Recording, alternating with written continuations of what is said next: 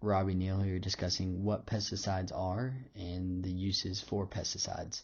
So what is a pesticide? A pesticide is a chemical that is used to prevent invasion of insects and all other organisms that are harmful to crops. Pesticides are commonly used by farmers and are spread over large areas of land to protect crops from insects and really anything that may invade them. Protecting crops from being invaded by harmful species will create higher revenue for farmers. Research conducted on pesticides includes effects of global change, effects of wildlife, toxicology in the atmosphere, and the effects of pesticides on the human body. Pesticides' unintended effects on individuals. Oftentimes, pesticides are used properly considering the enforcement of usage is so intense, but there are always going to be unintentional outcomes that are very difficult to avoid. Sometimes, after pesticides are applied, there's a runoff contaminating local water streams that affects other wildlife that are apart from this issue. Non-harmful animals such as bees and different species of birds could ingest these chemicals as well as transfer them to other areas, which affects other populations. As well, there are many effects on the human body that we've known about for decades. Pesticides are actually stored in the human body's colon and will slowly poison the body over time. And they're a well-known source of cancer that can lead to Alzheimer's disease and have effects on your children as well. There has been a significant decrease in acute poisoning and wildlife by pesticides through the recent years. Although there has been a decrease in pesticide toxicity has been moved into the interest of science. There are many different areas where pesticide application is restricted and wildlife is respected. However, areas that are still in the region of pesticide use has been recorded and the populations are highly persistent, have experienced mass deaths in the past, and have many hazards in the population. Populations affected by these pesticides include mammals, birds, fish, rodents, amphibians, arachnids, reptiles, etc. Some problems that may be caused because of the pesticides include neurological issues, developmental issues, impaired photosynthesis, abnormalities in brain, eggshell thinning, reproductive failure, and a decline in the population.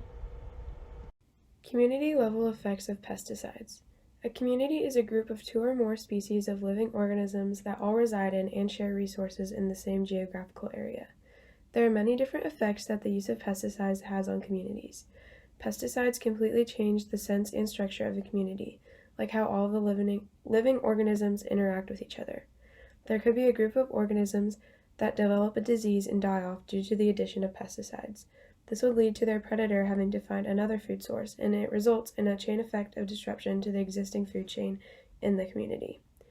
For example, and as seen in the picture to the right, mammals, fish, amphibians, birds, and reptiles would all undergo endocrine disruption, which eventually results in reproductive failure and finally population decline. This will throw off the whole community greatly, and there will be a decline in health as a whole. Ecosystem level effects of pesticides. An ecosystem is a geographical area that is composed of many different living and non-living organisms that all interact and affect each other in some way. The chemicals from the pesticides will enter the ecosystem and result in a less suitable area for life. These same chemicals can lead to diseases in the plants, animals, and other living organisms in the ecosystem. The ingestion of the chemicals will lead to a decrease in the reproductive rate and lead to the population growth decreasing. With the absence of certain plants, animals, and organisms, the food chain will be disrupted and the natural flow of the ecosystem will abruptly change. Along with all of those effects, the heterogeneity of agriculture will decrease.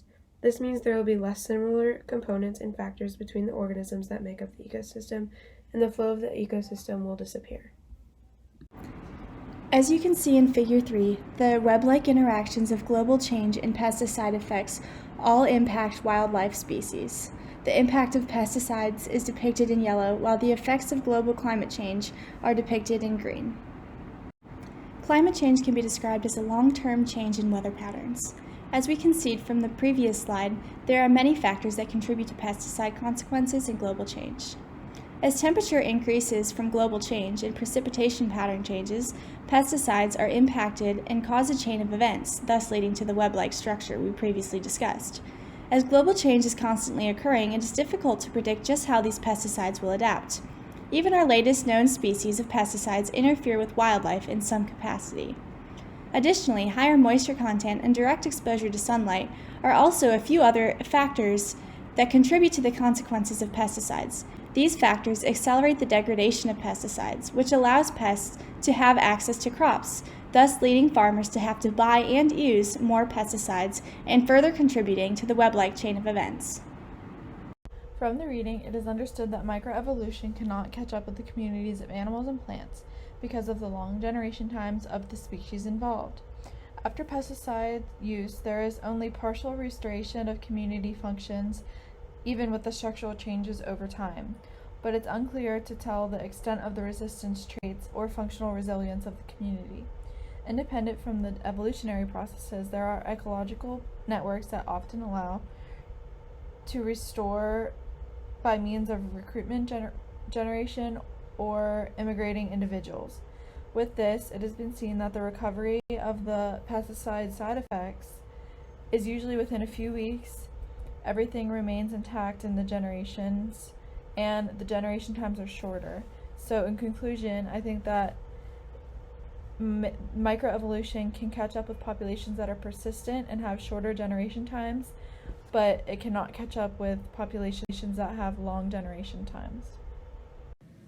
So we've seen that pesticides are harmful chemicals typically used by farmers made to prevent insects from invading crops, however, will have negative effects on the crops themselves, animals, humans, and ecosystems. This can be through ingestion or just through the spread through different environments. These effects, such as mass deaths and problems within several body systems, will affect the populations in ways that will affect several species at once. For example, when one species is affected, that will affect their predator, and so on within the food chain. Ecosystems lose nutrients in different species of life, making them less equipped to sustain life, whether that be plant life, animal life, and things of that such nature. Natural events such as precipitation can cause the spread of pesticides, but it will also cause them to degrade faster, and therefore farmers will have to use more. The restoration of communities and ecosystems through microevolution is only partial in long generational times, but in some cases can fully recover in short generation times.